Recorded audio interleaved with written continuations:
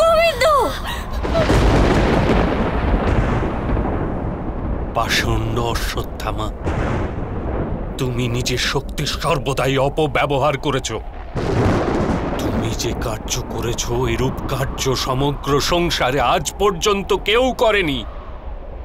দুর্যোধন, দুঃশাসন, গান্ধাররাজ শকুনি, কংস, রাবণ আর হিরণ্যকশিপু অপেক্ষা অধিক দণ্ড তোমার প্রাপ্তি হবে।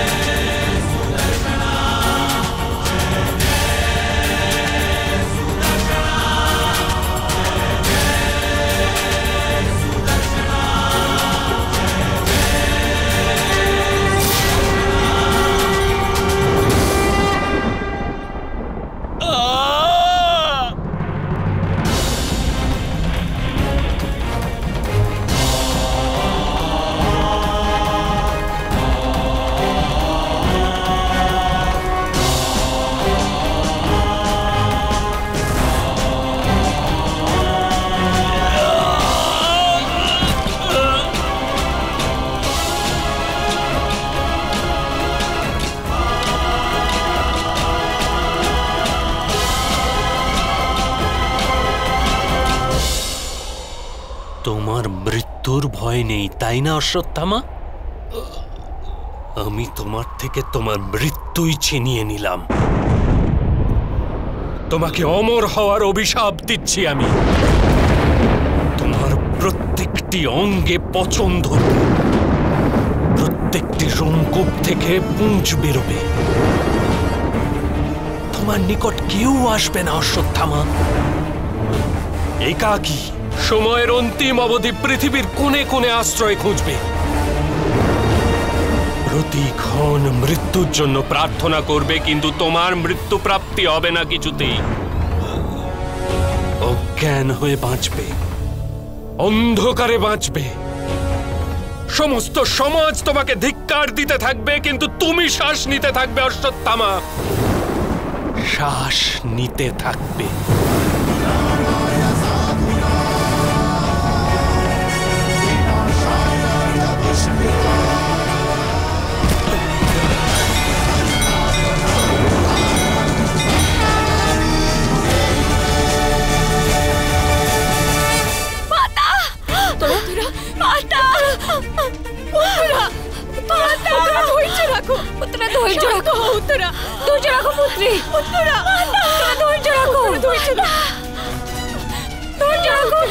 তোমার কিচ্ছু হবে না। শান্ত হও, ধৈর্য ধৈর্য।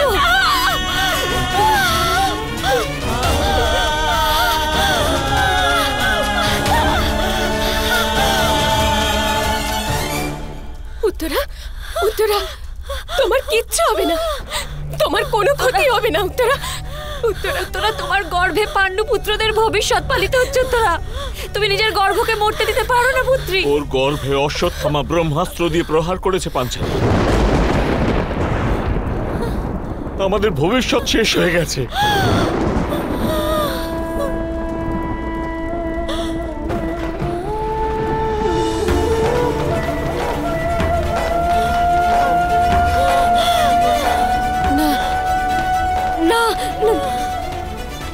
না, হতে পারে না। আমার অভিমন্যুর সন্তানের মৃত্যু হতে পারে না, হতে পারে না দিদি।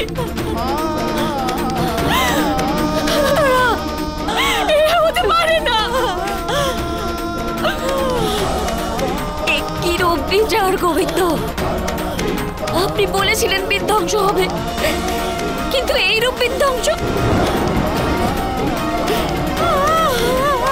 আমাদের বংশের গর্ভ অব্দি নাশ হয়ে যাবে।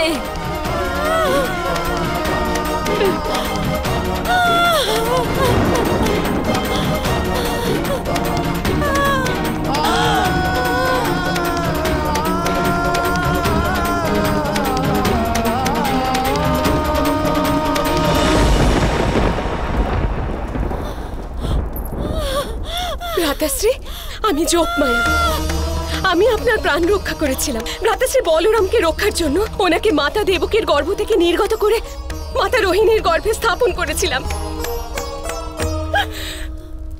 আমার উপর দয়া করুন, আমার পরিবারের অন্তিম চিহ্নকে রক্ষা করুন। ভ্রাতাশ্রী,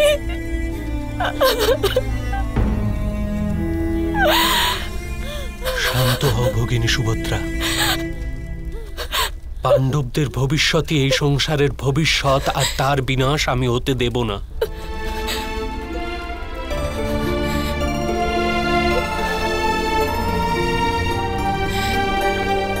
আমি সখীকে বলেছিলাম যে সম্পূর্ণ নবনির্মাণ হেতু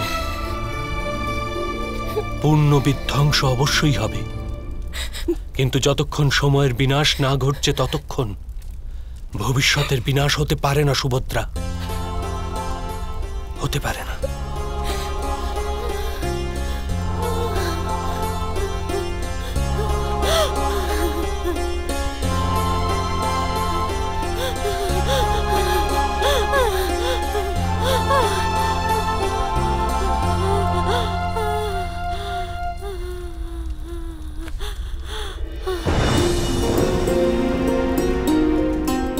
আমি বাসুদেব কৃষ্ণ নিজের সমগ্র জীবনের পুণ্য ফলের দ্বারা উত্তরার গর্ভকে পুনরুজ্জীবিত করছি।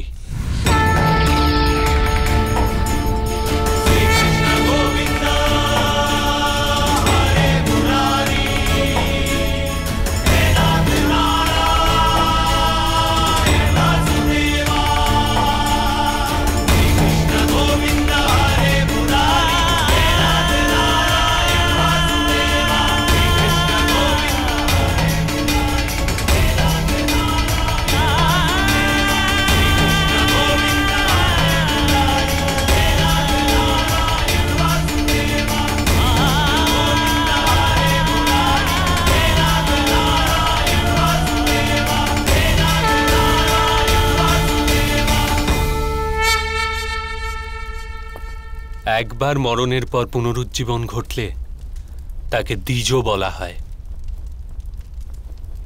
শুদ্ধ হওয়ার এটিই প্রক্রিয়া।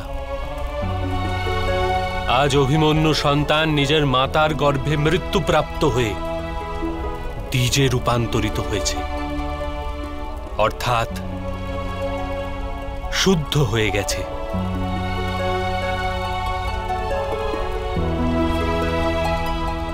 ঈশ্বর এর জন্মের পূর্বেই এর পরীক্ষা গ্রহণ করেছেন। এই হেতু এই বালক পরীক্ষিত নামে প্রসিদ্ধ হবে।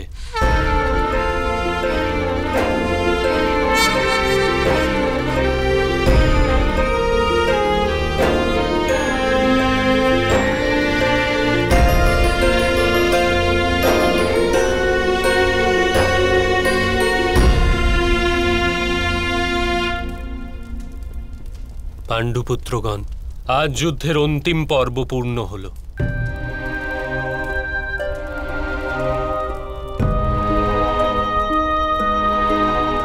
এখন নিজেদের সন্তানদের অন্তিম সৎকার করার সময়।